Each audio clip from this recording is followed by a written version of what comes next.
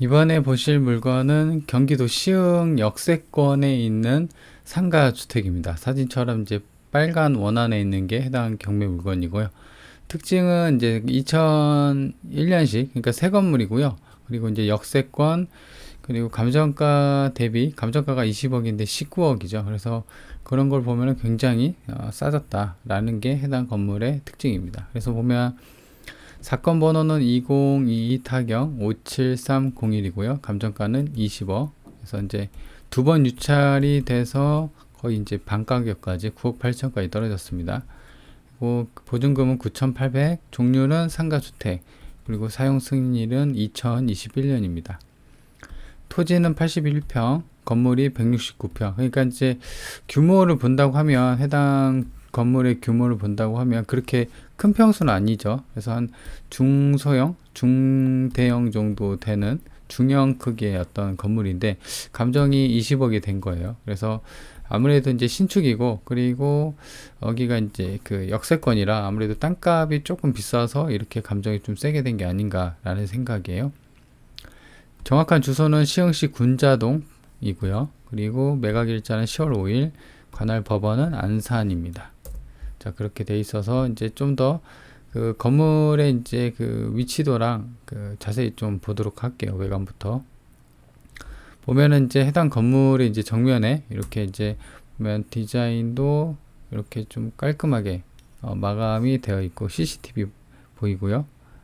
그리고 이제 주변에 보면은 이런 쪽에 전부 다 이제 신축 건물이 있음을 알 수가 있습니다. 그렇다고 하면은 아무래도 이제 주변에 동일 매물들이 많이 나와 있을 가능성이 있어요. 그래서 임대 놓을 때 그런 어떤 동일 매물보다도 좀 더 경쟁력을 갖추려면은 어떻게 해야 되는지 그 임대 전략도 좀 필요한 그런 부분입니다.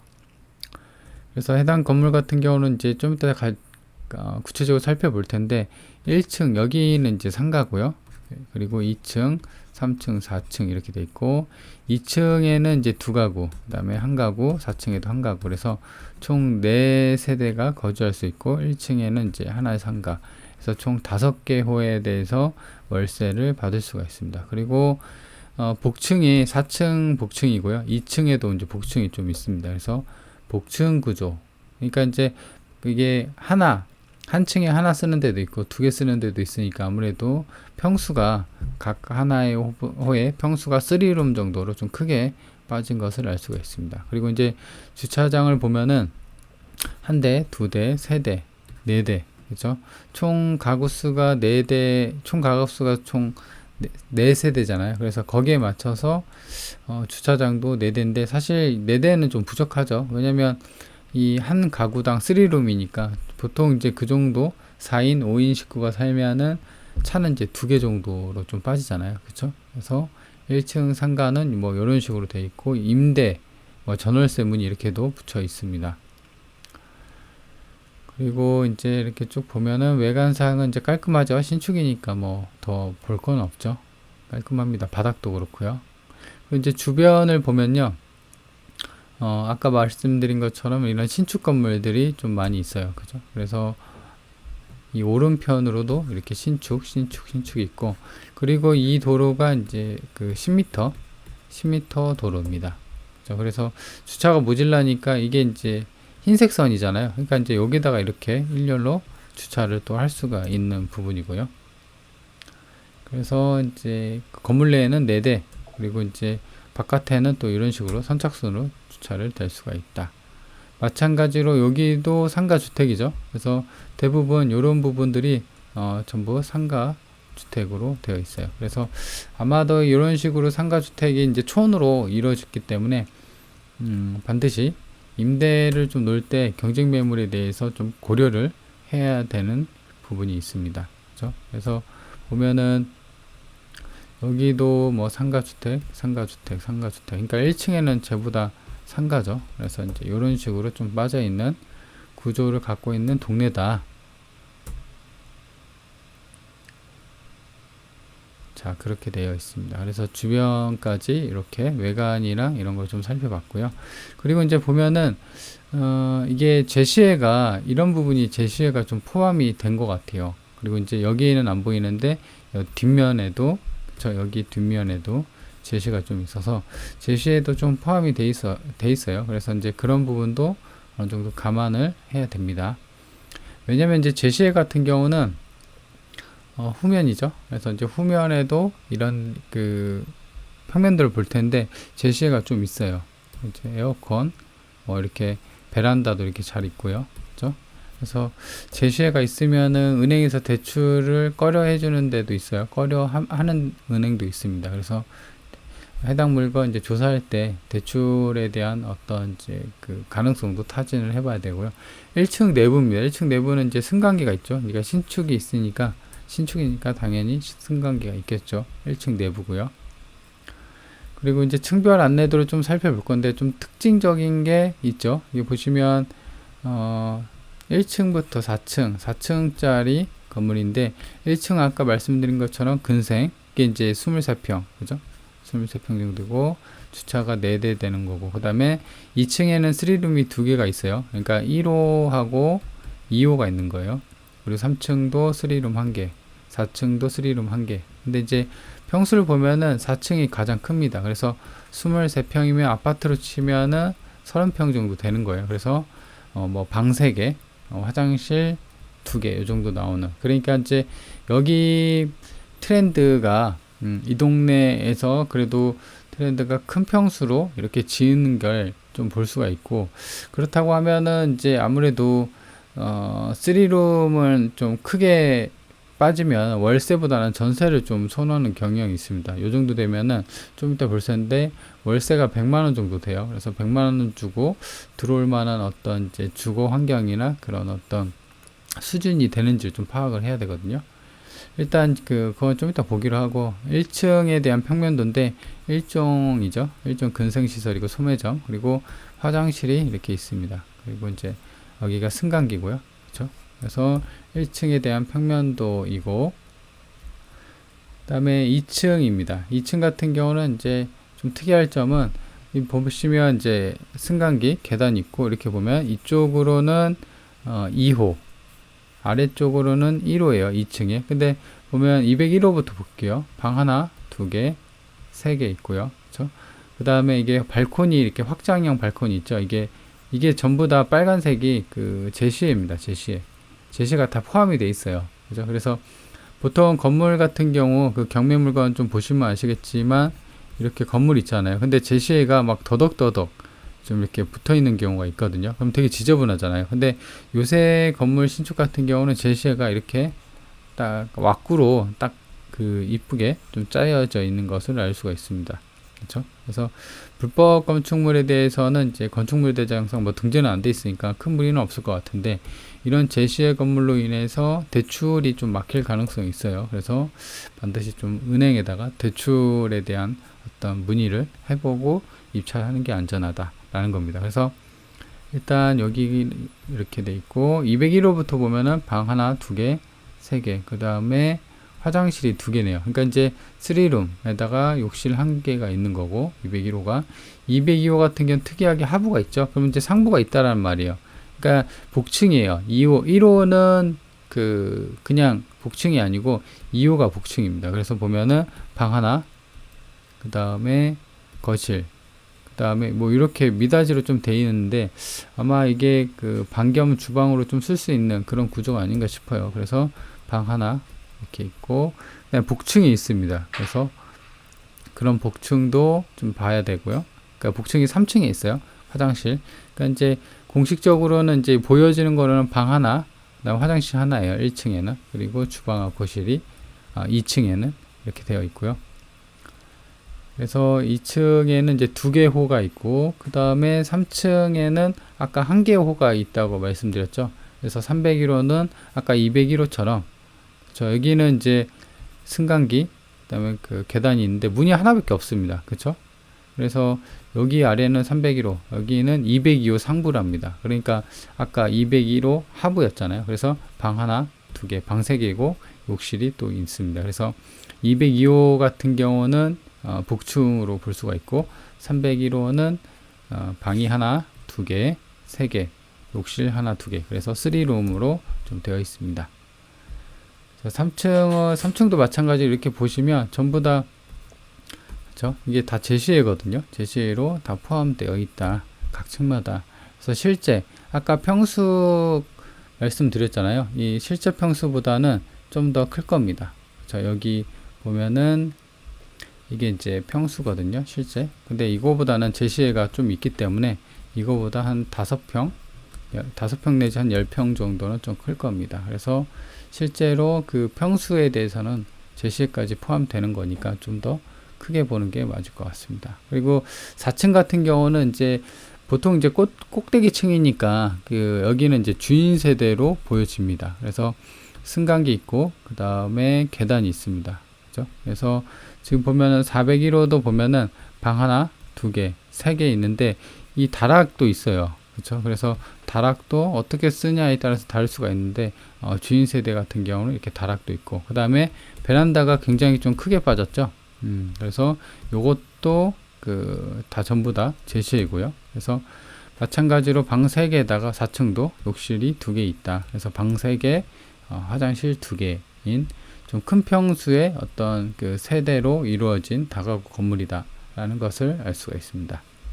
그리고 이제 세입자 같은 경우는 보면 이게 선순위 일자가 이게 건물이거든요. 목록 1, 목록 2가 있어요. 근데 이제 목록 1이 건물이니까 건물에 대해서 좀 봐야 돼요. 그래서 21년 10월 5일이에요. 선순위가. 그래서 201호부터 지금 301호, 202호까지 그 세입자 신고가 되어 있는데 401호는 이제 주인 세대를 아마 신고가 안 된 것 같아요. 그죠? 그래서 보면은 선순위가 중요하잖아요. 근데 22년 지금 권리 신고한 걸 보면 22년 4월 22일이에요. 그러니까 신경 안 써도 되죠.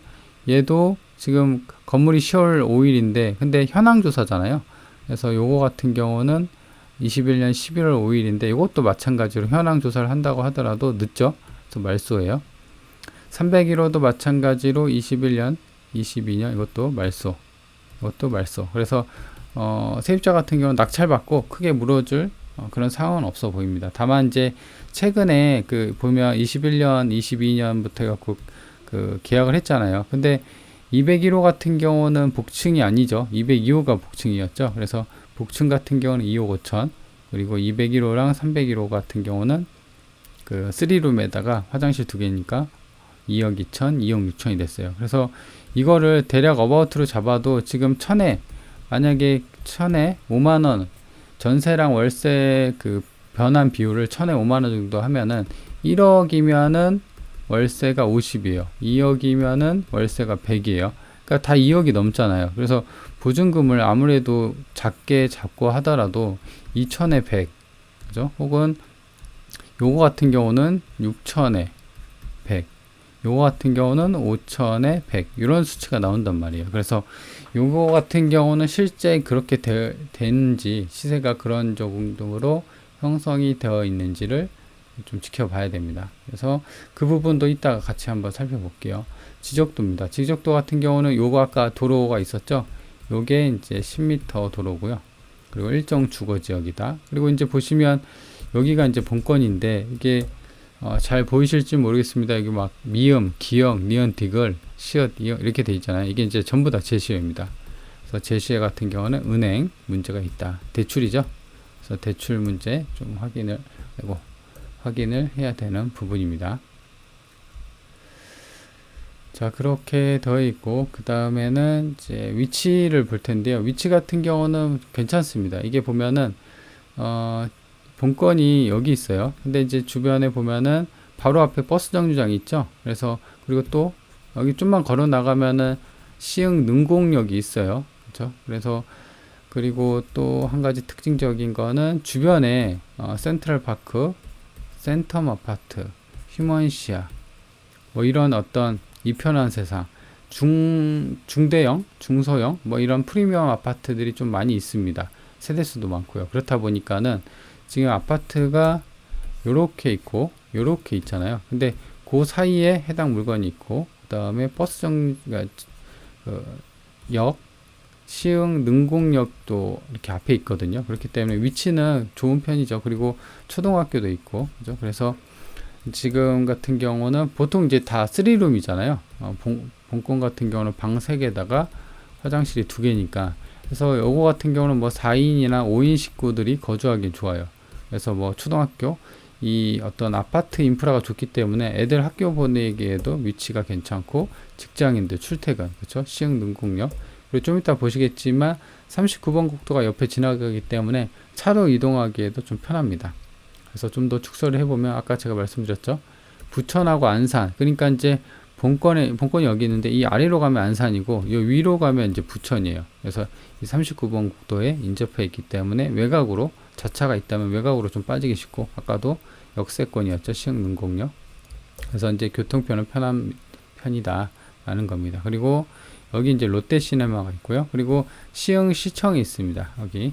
그래서 시흥에서 시흥시청이라고 하면은 아무래도 이제 시청 쪽이 좀 더 번화가고 좀 더 위치가 좋은 거겠죠. 근데 시청 쪽에서 좀 떨어져 있다.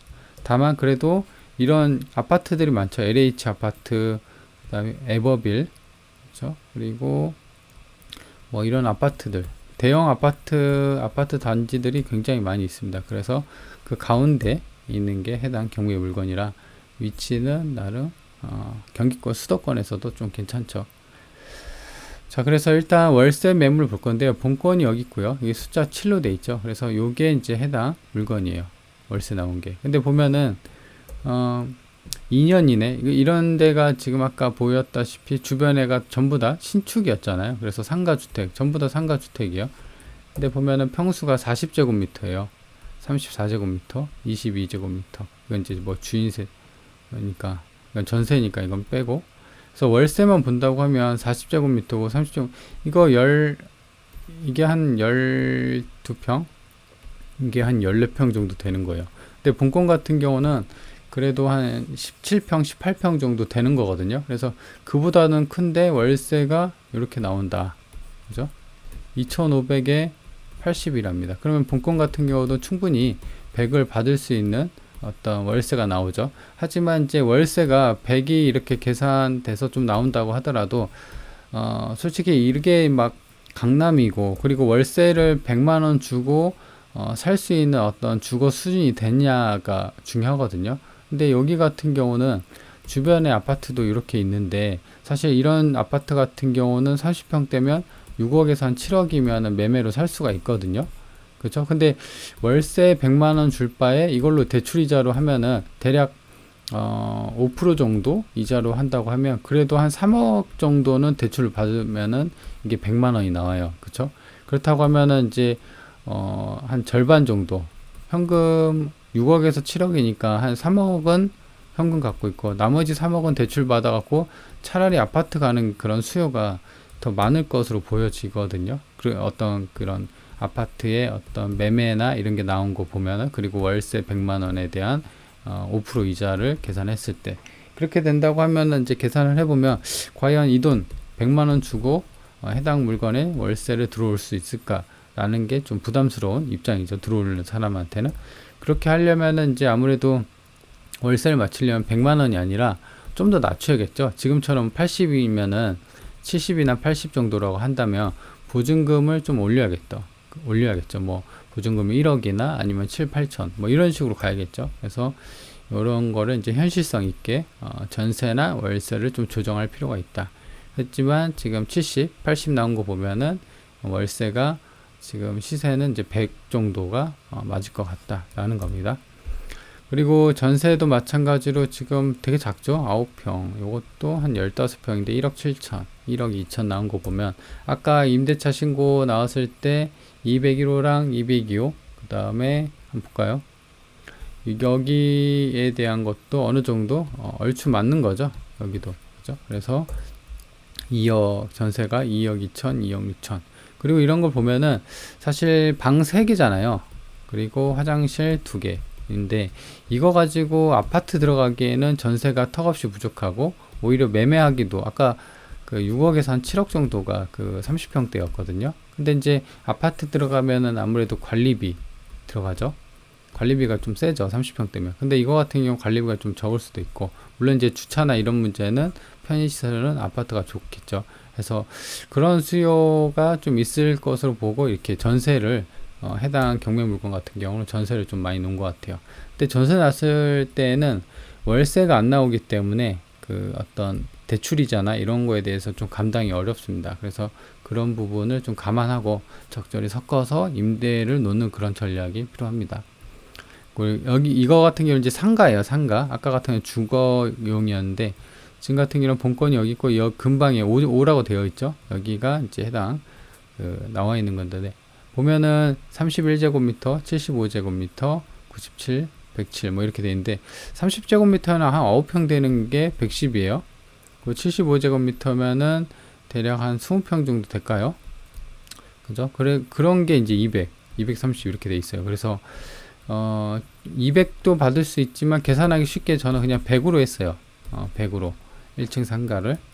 그리고 여기가 위치가 상가계도 역세권이고 지금 초등학교 많고 그리고 편의점도 있고 그리고 초등학교도 있고 그런 게 이제 괜찮습니다. 그래서 뭐 상가계는 괜찮은데 다만 좀 우려스러운 거는 지금 상가로 해갖고 낮은 가격선으로 뽑은 거거든요. 근데 보면은 상가인데도 이렇게 숫자가 많죠.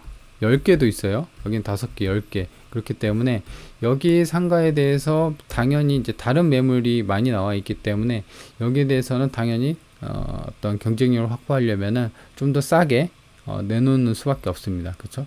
경쟁력 확보가 뭐 어려운 게 아니라 싸게 내놓으면 돼요.